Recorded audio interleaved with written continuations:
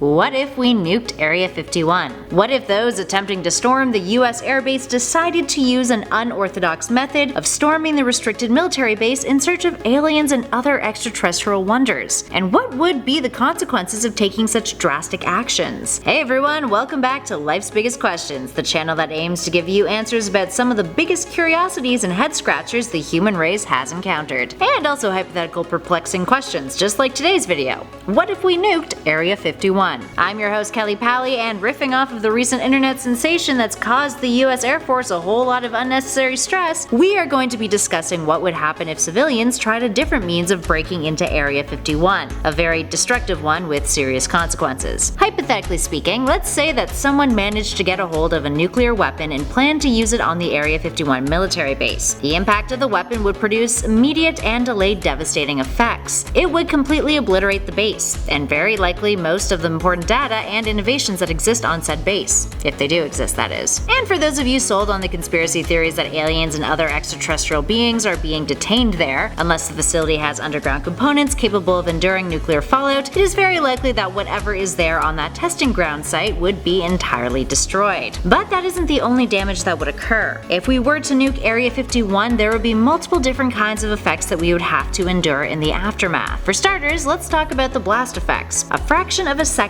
after the nuclear explosion, the heat from the impact would cause a high-pressure wave to develop, pushing outwards from where the bomb struck. From the front of the blast wave, a wall of highly compressed air would rampage forward, moving away from the fireball caused by the impact. The air behind that shock front will create a powerful wind that can create dynamic pressure against objects facing the blast. This is what causes blast damage. The amount of overpressure this creates varies on the size of the bomb. According to the Atomic Archive, after 10 seconds, when the fireball of a 1 megaton nuclear weapon has attained its maximum size, a total of 5,700 feet, the shock front will be 3 miles farther ahead. At 50 seconds after the explosion, when the fireball is no longer visible, the blast wave will have traveled about 12 miles, trying at about 784 miles per hour, which is slightly faster than the speed of sound at sea level. An overpressure of about 5 pounds per square inch can level a metropolitan city. Most buildings will collapse, injuries are universal, and fatalities would be widespread. Las Vegas could be entirely wiped out depending on the size of the weapon. Then there's the thermal radiation. Temperatures in the immediate vicinity of the explosion can reach about 100 million degrees Celsius. 2 pulses of thermal radiation will emerge from the fireball. The first consists of radiation in the ultraviolet region. The second carries approximately 99% of the total thermal radiation energy. This is what causes your skin to burn and eye injuries. Flash burns occur when exposed skin absorbs radiant energy, and depending on the size of the bomb, these can range in intensity from first-degree burns to third-degree burns. It will also cause anything that is combustible to burst into flames. Depending on weather conditions, this can cause firestorms to develop depending on the amount of wind in the area prior to the bomb dropping. All in all, that is a lot of damage in the nearby area. Then there's nuclear radiation.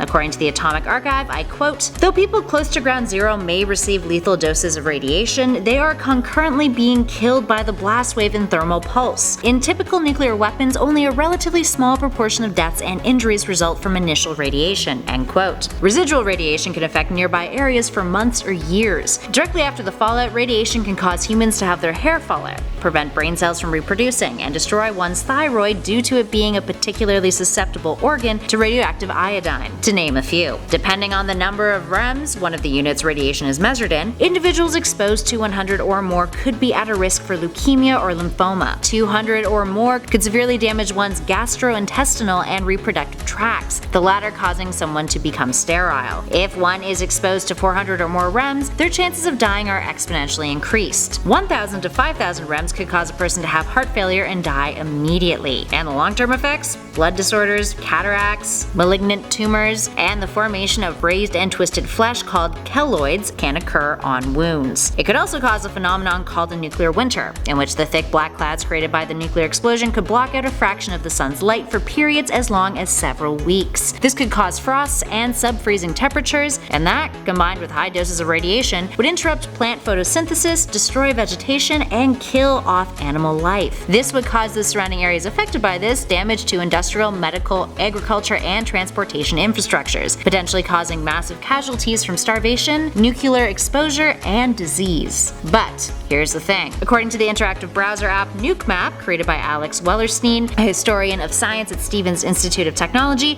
a nuclear weapon would need to be fairly large in size to really damage established areas around Area 51. For example, the Castle Bravo, a 15,000 kiloton bomb, the largest US bomb tested, could potentially have a fallout contour vast enough to reach into parts of Utah, California, Arizona, or northern Nevada, based on the direction the wind is blowing. But if we scale that down to a nuclear weapon of 1 kiloton, the most realistic nuclear weapon that civilians could likely muster together would have significantly smaller fallout, and likely not even hit Las Vegas, but greatly affect the surrounding area around Area 51. But let's also not forget this. Area 51 already lies downwind from radioactive fallout. The US government's nuclear testing facilities are in the nearby area, northeast of Area 51. So, out of all of the areas in the US that could be hit with a nuclear bomb and have the best case scenario in terms of maintaining that fallout, it's that big chunk of space in Nevada. In conclusion, if we were to nuke Area 51, there is without a doubt that the fallout would cause a massive amount of damage. The extent of that damage is all dependent on the size of the nuclear weapon. The larger the size of the bomb, the more damage it causes. But regardless, it is inevitable that there will be casualties, and the aftermath of the bomb would leave the area uninhabitable for decades to come. And that's not even touching on the political and social backlash this sort of action would have. If a military base was hit unexpectedly by a nuclear bomb, repercussions would be swift. And that's assuming that the US government was able to identify that the bomb came from domestic terrorism as opposed to an outside threat. And that's a whole other Pandora's box for another day and another video. Alright, there we have it, friends. What do you think would happen in the aftermath of a nuclear attack on Area 51? Give us a shout in those comments below and share your theories. If you dug this video, spread that love, hit that like button, and if you haven't, be sure to subscribe to Life's Biggest Questions for more videos just like this one. In the meantime, thanks for watching, friends, and stay curious.